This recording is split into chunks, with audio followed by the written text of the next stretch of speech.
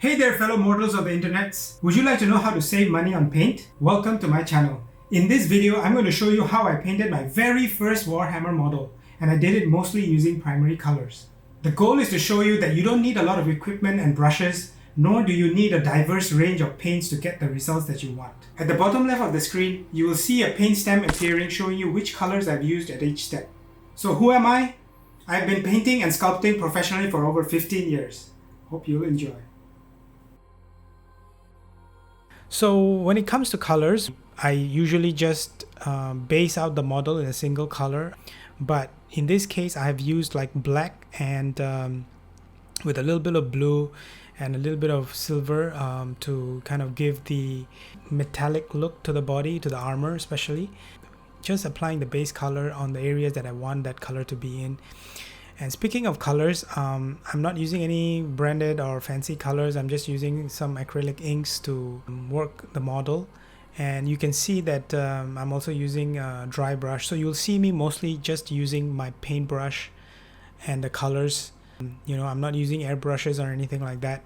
The only airbrush or the spray aspect of this model was the primer and the final coat of sealant for the colors.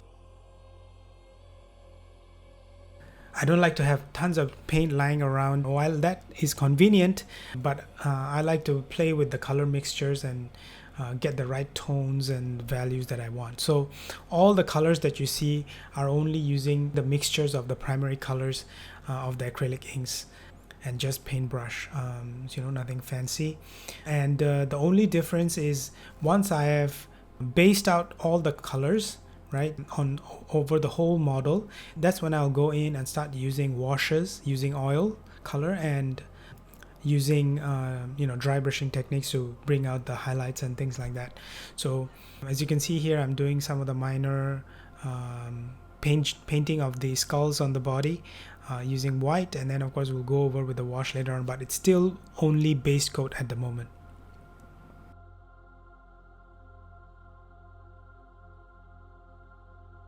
So the colors here used is red with a little bit of yellow to give it a bit of an orange look, not purely red. And then one thing I did want is some of the common elements of the different heads to be incorporated into the body of the beast itself, the monster itself. You can see the beak, the horns are a similar themed color, which is similar to the horns on Archaon's helmet. So you'll see me sometimes making mistakes or overpainting or underpainting, which I will really usually go in at the end and to touch up later on. And of course, anything when it comes to black, it helps to accentuate colors like gold and silver. So, always go with a black base when it comes to metallic colors. So here I'm dry brushing the tail. So the glow and flame effect is achieved by dry brushing in layers. So you have the red layer, the orange layer, and then the bright yellow, and then eventually even the white. Dry brushing at the specific areas that you want it to be more warm and hot. Apply this theme to not just the blade, not just the tail, but also the claws of the monster. Here I'm applying the wash for the acrylics with an oil paint. So I usually use oil for washes, so it gives a nice consistency. It doesn't dry too fast. It allows me more control. So you will see me do that.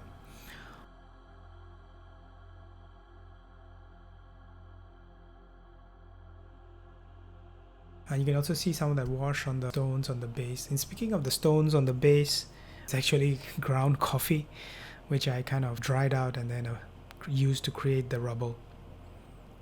And finally, I just go in applying gloss in areas that I want it to be, especially the mouths of the heads.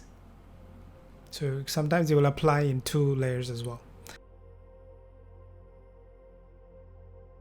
So that's it. Do stick around until the end to see the full showcase of the model. I've kept the video relatively short, but if you'd love to see more in-depth videos of the building and painting process, do let me know in the comments below. I'd love to hear your thoughts. This being my very first Warhammer model, I'd love to paint more miniatures, and in fact, I have more armies on the way that I'm going to be painting and sharing on this channel. So I hope you will stick around. And finally, in all his glory, here he is, Archaon the Everchosen.